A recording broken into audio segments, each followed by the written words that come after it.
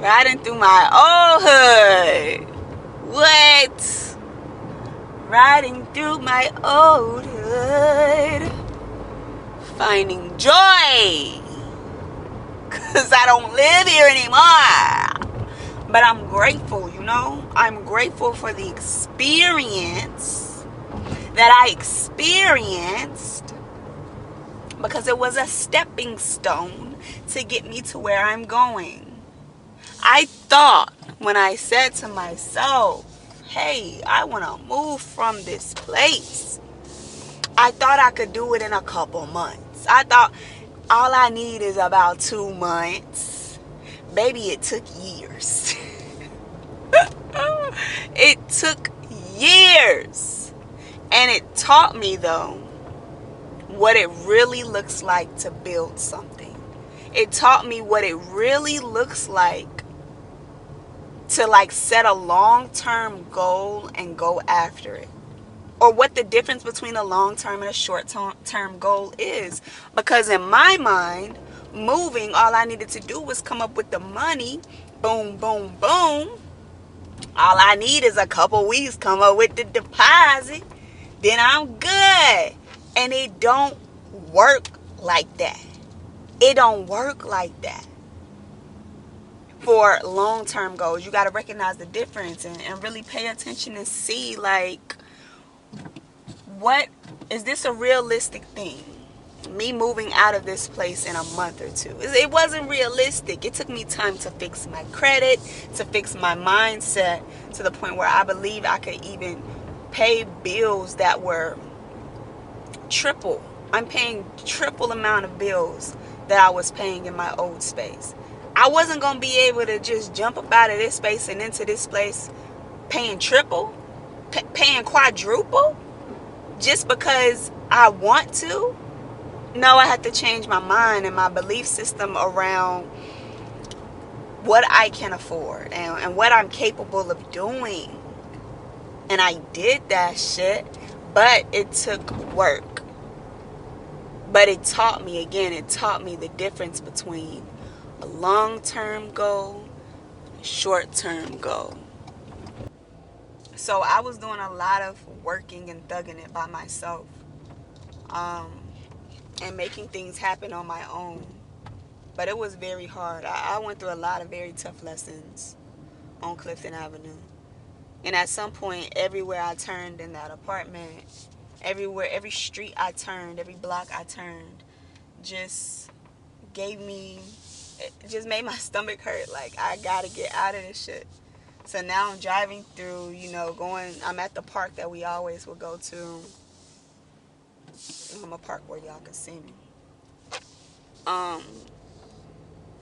Going to the different places and just reflecting, like, damn, I really went through a lot, I really went through a lot of shit. And I survived that shit. I'm on the other side of that shit. And it feels really good. But I'm just in a deep state of reflection.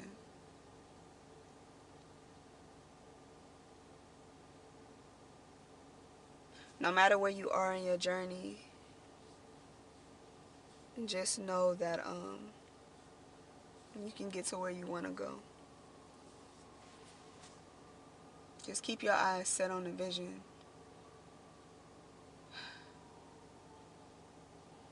I remember being, 23 and 24, 25, like, feeling like I couldn't take no more. Like, this shit gotta fall together in the next month. And it took another 3 years.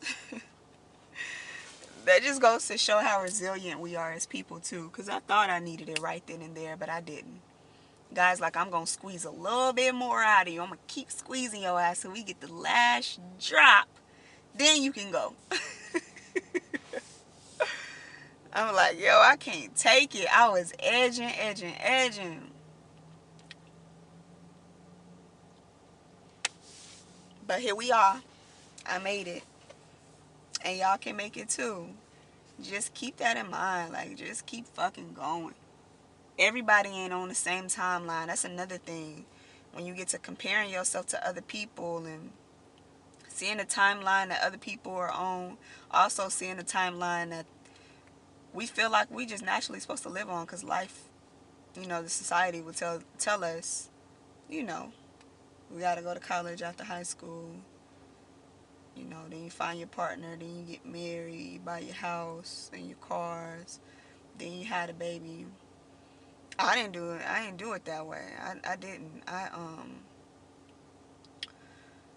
went to high school, went to college, dropped out of college because I already had the boyfriend, and I wasn't gonna let go of him. Even though I should have had the baby after the dropout. The baby was a part of the cause of the dropout. Had to drop out, went to work,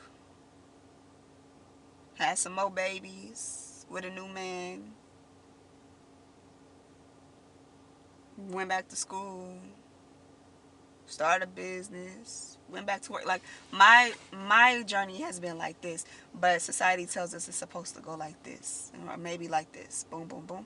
My shit's been like this. Boom, boom, boom. Slowly going up, but you're gonna go down in order to get to the next. It's a lot of ups and downs and bumpity jumpity ass shit going on.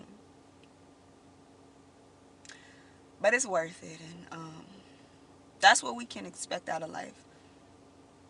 Not what something, then you don't know what somebody else's journey looks like.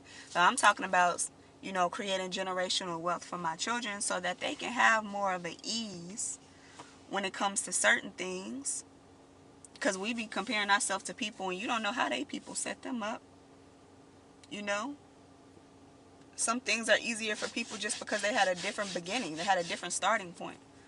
So comparing yourself to other people, you can't compare to other people. And ain't no sense of trying to compete in a space that you can't compare to. Compete with yourself and the person you were yesterday. And always do your best to become a better person so you can do what you want to do and have what you want to have. That was another big thing that being on Clifton Avenue taught me. One of my greatest spiritual experiences I've ever had. I've had many in Clifton Avenue, actually. But it just taught me that the power of your frequency and the frequency that you are a part of will shift your whole reality.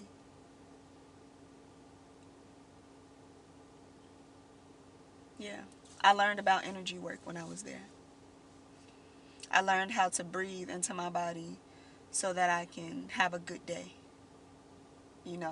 I learned how to breathe into my energy centers so I can get rid of fear and doubt so that I can do a certain thing. How to breathe into my energy centers so that I can hear messages directly from God. I learned that on Clifton Avenue.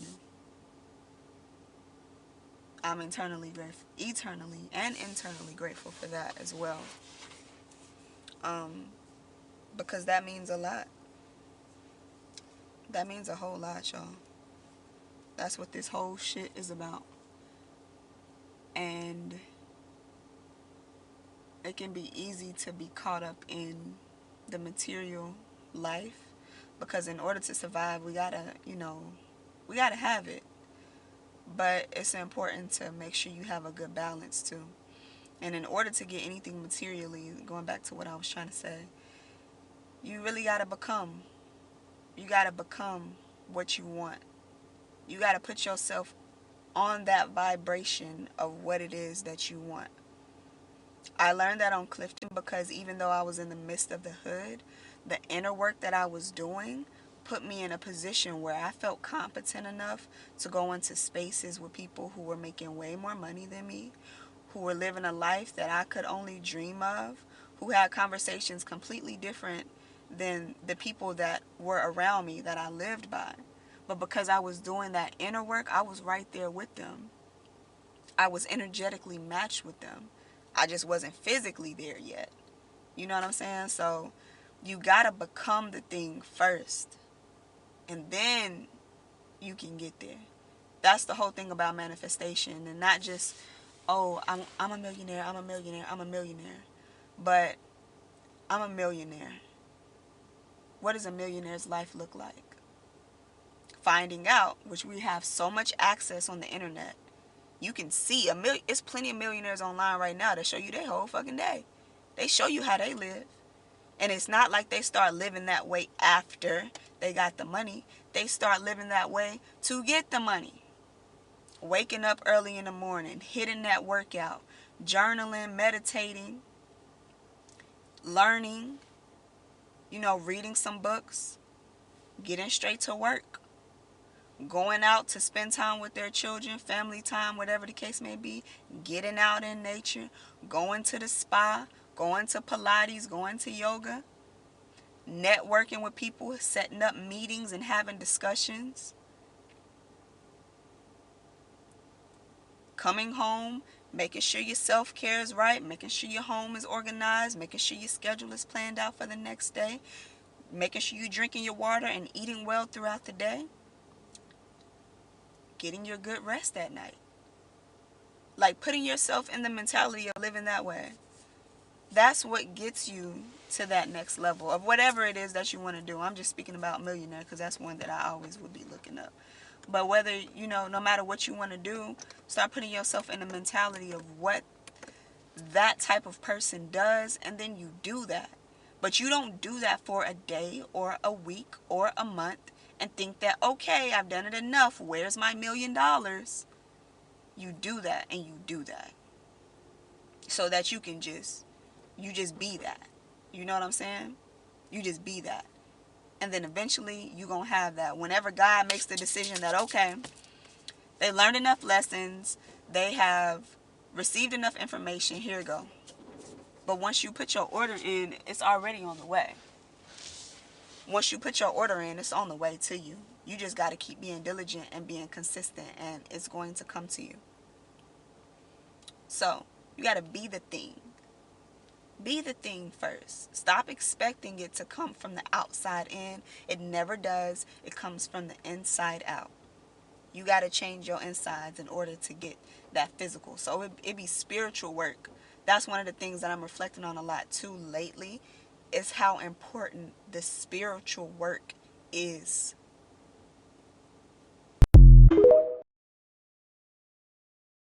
Ain't ever rapper said, baby, I ain't do no wrong. I could clean up good for you. I know right from wrong. 'Cause I wanna make it so badly. I'm $1 million baby. Hell no! Ran my city for so damn long.